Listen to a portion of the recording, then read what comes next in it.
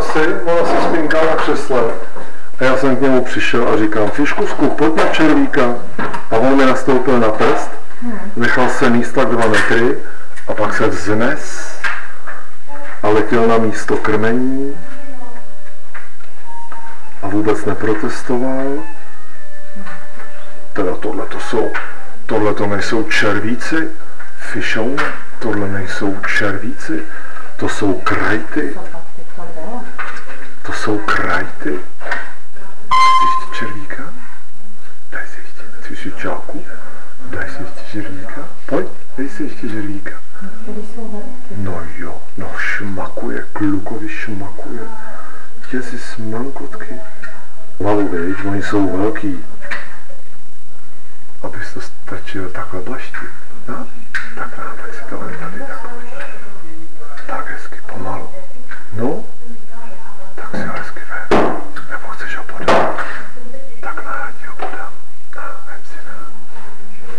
Tak já ti ho tady položím, jo? Zkus hezky plaštit.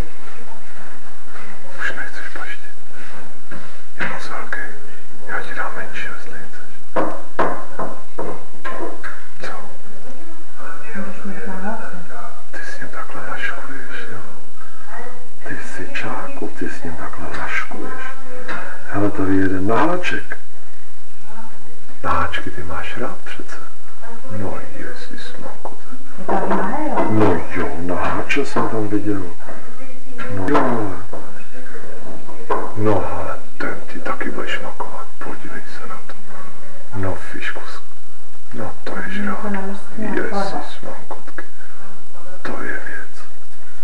A teď ještě nějakýho malinkýho na zajezení. Teď už musíš mít plný břuch.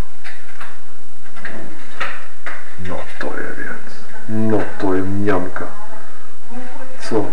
Úplně ti to závidím, člověče. Já se snad do těch červí pustím taky. Počkej, tak ten nespat teďko z 9 umyvadla, tak toho až zítra.